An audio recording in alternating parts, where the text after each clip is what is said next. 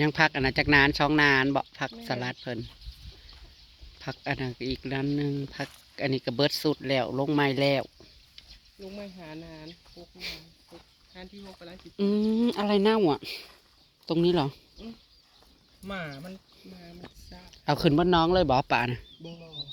ทำยังไงกินวันนี้น้องว่าสิทอดอีกแต่มาคุ้งสบายดีนะพี่น้องเลย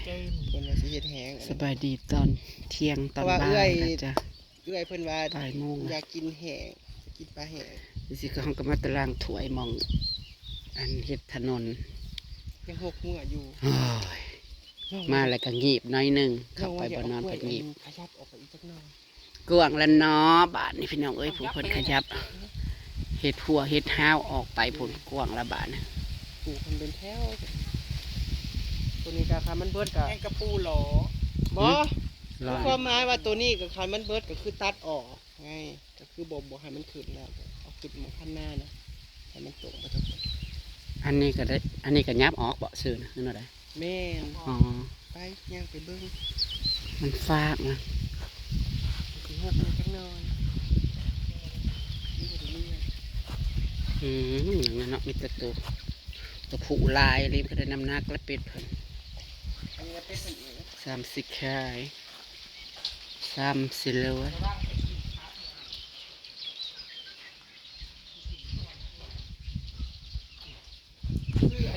เป็นกินอิ่มนอนอุ่น280บ่ได้สูงสำของเฮาบ่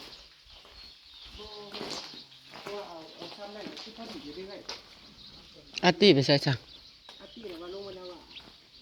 ลงตอนไหนอ๋อกว้างออกแล้วบ้านนี่ผม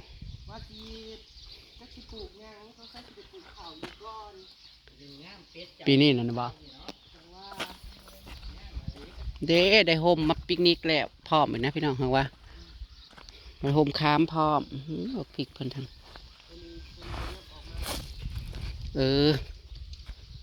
นับออกมาลายแม่เติบอยู่เนาะ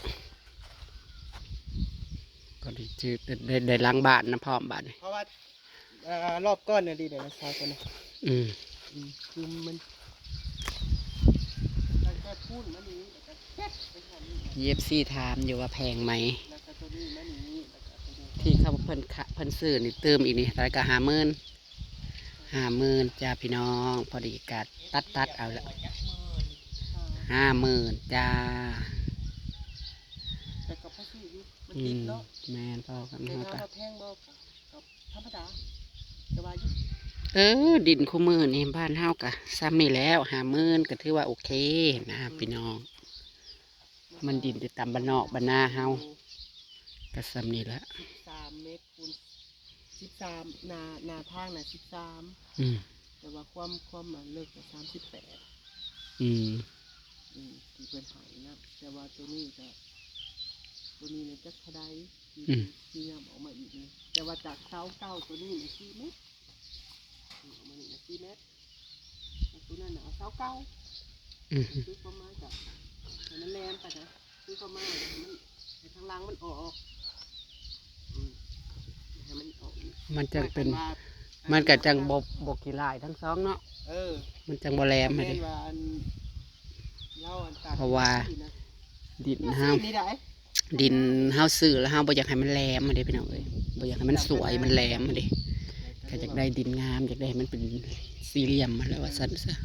อันเพิ่นซี่ให้นะซี่ตามคณะนี้บ่เอาขี้ร้าย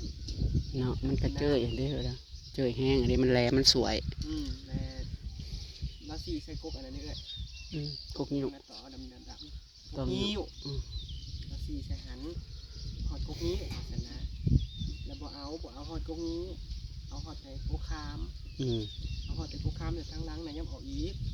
เพราะว่าเฮาคอเขาดีคือความหมายแต่อันนี้เพิ่นบ่ทันถมบ่ฝากถมมันบ่ทันมีเงินเอาไว้อันนี้สักกันปีนี้กันเทอกระดำขาวใส่ได้แล้วก็ปีหน้าก็จังพอดีปลูกยางใส่ก็จังงามเลยปลูกข้าวปั๊บดินสักกันตัวนี้ก็คั่วให้มันเป็นให้เดียวกันเลยจากว่าอยู่ขั้นแม่นเอาโลดมาเทยเนี่ยมันเป็นให้เดียวกันเลย เอ้ยก็ได้ข่าวหลายตัวนี้มันใหญ่กว่าหันบ่จ๊ะ ในกว่าทางหลัง มันใหญ่กว่าหันอยู่เด้อ น้องว่าสิปานเอาเองนี่แหละ ตะกี้นั่งข่าวโทรมาอยู่ว่าเขาก็ขึ้นมาเฮายังเมื่อยล้มหัวลงไปผัดรับพอดีอาติโทรไป ว่าสิปานเอาเอง จ้า จ้า ปานละ จ้าป่านอโลดผู้หลังดีผู้บ่เจ็บหลังผู้บ่ได้เป็นนิ่ว เป็น เด้ได้ห่มคามพร้อมเอาพี่น้องเอ้ย โอ้ยเนาะคันสิมุดไปจ้างรถเขามาดึกมาเปิดมาเทยกะแล้วบ่ไม่พันผมบ่เอ้ย พันละเฮ้ย อืม พันกับพันนี่แหละ พันกับเบิดลายอีกนะครับก็เลยว่าสองเท่ากับสิบ้านเอาซะดอก จ้า เนาะคณะ อืม ก้นขั้วเอาเอง แพงไว้เงินน่ะแพงไว้บักน้อย นะ ก็สั่ง กันก็แข็งแรงอยู่ให้เฮ็ดแล้ จั ว งหวัด อยู่ค่าสร้างกันเนาะพี่น้องก็ได้เฮือนพัฒนาตอนสิเรือนน่ะจมม้อยมิดม้อยประเทศผัดว่าแล้วเลยก็แล้วสาบก็แล้วไปตอนสิเฮ็ดโอ้ยเอ้ยแบบน้องจะสิอะไรนะก็บ่ได้ อันนี้ก็บ่ได้ว่าแล้วเลยพี่น้องอืม อันแล้ว เจ้ายังบ่ทันได้เสาพอต้น อันแล้ว เสาตูบก็ยังบ่ได้พอต้น เอายังมาแล้ว บัดเฮ็ดแต่มันหักมีทั้งสี่แหละเนาะเฮ็ดได้มันกระบืนไส้พี่น้องเอ้ยก็ความอยากได้นี่แหละความพยายามความผักเพียรนี่แหละความพยายามอยู่ที่ไหนความพยายามอยู่ที่นั่น ยังพยายามต่อไปอยู่น้องๆเนาะ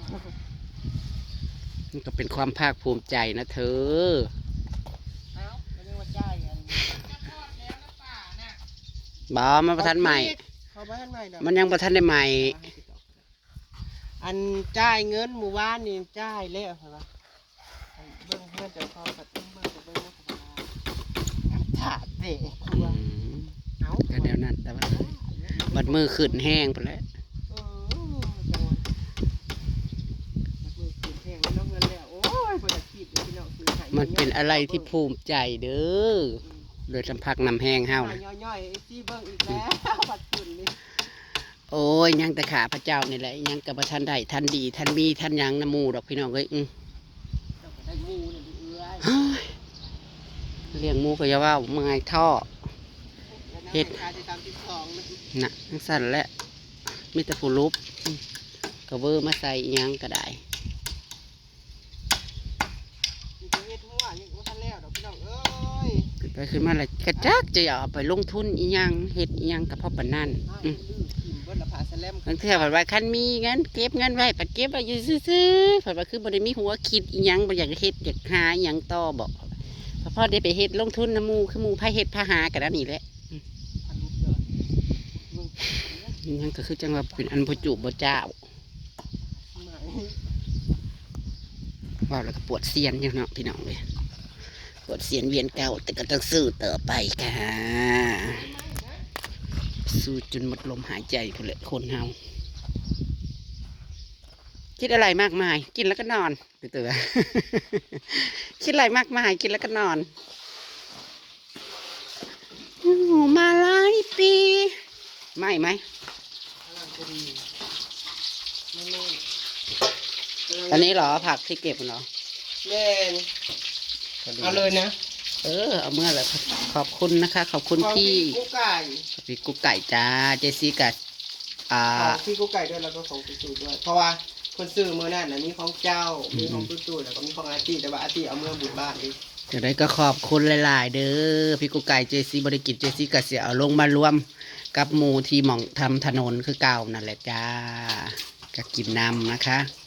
กินน้ำทาน ขอบคุณหลาย ๆ ก็เป็นการทำบุญอีกนะคะทำบุญให้พี่กุ๊กไก่กันแล้วกันเอาแล้วทอดกันแล้วก็กินส้มตำเหรอ ว่าสิตำอันนี้ แล้วก็ปุ้นเหรอ ว่า ปาดเมื่อวานในแห้ง2 กิโล อันเนี้ย โลต่ำอยู่ในหน้าแขนกระปุ่นนะกินอาจจะค้น4 บ่3-4 คน5 คนนี่แหละเบิร์ดเผาวะ แต่ที่คนกิน หรือว่าหิวเนี่ยมันจะเกิดวัน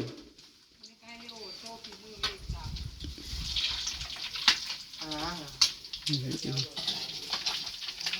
พอดีแซ่บพอดีแซ่บ พี่น้องเอ้ยหาอยู่หากิน จะได้จะเนาะชีวิต จักสิให้ ประเด็ ปะ กตัวเขาบริซื้อมาเฮ้ย มี FC แนะนำว่าสิให้ปรับปรุง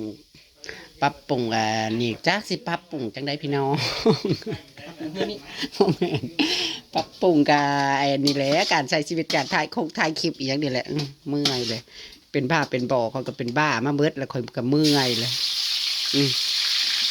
คู่มือนี่ถ้าสิให้กลับไปอันถ่ายคลิปอันนั่นก็โอ้ยบ่คือเก่าล่ะพี่น้องเอ้ยมันตลกบ่ออกแล้วมันบ้าบ่ออกบางเทื่อก็ ไม่เผาแล้ว เผามันเมื่อยมันยั้งไปแล้วมันก็ต่างเก่าอยู่นะถามมันก็เปลี่ยนแปลงไปแต่อัตโนมัตินั่นแหละแมนอยู่ที่เขาใช้ชีวิตผู้เดียวนะอยากเฮ็ดอะไรบ้าๆบ่ๆแล้วได้เขาก็เฮ็ดนี่นะคู่มือนี่มันกะเนาะเปลี่ยนไปตามกาลเวลานั่นแหละแต่มันบ้าๆบ่ๆอยู่บนปีมันซาดกับเมื่อย เจ้าก็ไวแล้วเนาะมันก็เมื่อยกันยางมันก็ท่อแล้วพี่น้องไอ้ที่มันจะว่าเนี่ยแต่ข่อยก็ยังมือเสือกยังขึ้นท่อพี่สิได้คืนเงินอยู่บ้าง โอ้ยเห็นซ้ำนี่แล้วยังสิบ่ได้ขึ้นแล้วก็ เอามันก็บอกว่าได้เนาะคนเฮาเอ้ย เห็นได้ซ้ำนี่เลยภายใน2 ปีนึง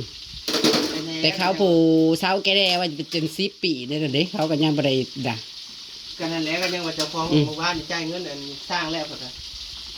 ถ่ายคลิปไปตะกี้ไปก็แต่อันเว้าไปเว้ามาว่าน้ำตาแตกไปอ่ะ นายเจอมาล่าละเหตุขึ้นแล้วก็ได้ขึ้น โอ้ยของมาลาเราปิดก่อนเลยแล้วที่มึงดูเอ้า เมื่อเราซื้อกับอันนั้นกับกรอบก็ดีใจนำได้พี่น้องเอ้ยหมูได้ก็ดีใจนำได้ค่ะตัวเองกับท่านได้กับยามันคอยเปลี่ยนคอยไป ที่นู้ มือได้มือหนึ่งมันหักสิได้ตูบลังหนึ่ง บ่ได้เอาเฮือนได้ล่ะตูบเพราะว่า พอดีนะ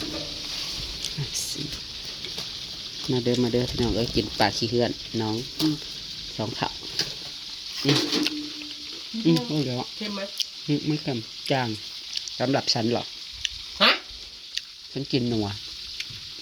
มันนี่เลยกับข้าวที่เขาเห็นเนี่ยก็ไม่ต้องไปจางว่าเป็นน้ำปากบ่ ถ้าว่าก็จะเข้มหรือใดนี่นะนี่มันกี่ตัวนี้ มัน จะ สิ กินเมื่อตัวนี้ มันสิมาก่อนพี่บอกมีข้างกลางแล้ว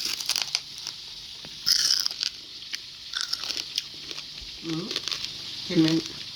พอดี พอดี นัว ใส่แป้งจักหน่อยเดี๋ยวพี่น้องมันไม่พอดีอันติดหมอจักหน่อย ปลาเพื่อนนี่ก็กินพอได้เทื่อแล้วประเดี๋ยวท่านได้เบิร์ตเทื่อเลยพี่น้อง ปลา13คงเลยบ่ค่อยได้กินอ้ายบ่ค่อยได้ลงมาเอา แต่ยังอยู่ จังว่าจะดูดอันน้ำขึ้นมาใส่อันพักเลยสิเอาขึ้นมาเบิดตากแห้งคันบ่ตากแห้งที่ประเดะเพราะนั้นตัว พี่นาจะลงลายพี่นาลงซ้ำมันจังใหญ่ไว้นะ เฮาว่า สักหาทงซะ ปีหน้านะฮะสิบ่ให้อ้ายอันเอาลง คือความหมายว่าเฮาสิเอาลงแต่ป่ากับเพียนอย่างเดียวนะฮะสิคือเอาหัวหาร ใหญ่ไว้ แล้วเฮาสิขายตกแรกมาเลยสิขายลูกละ100ลูกละ100ดิความคิดอย่างนั้น พออันนั้นมันบกุ้มเลย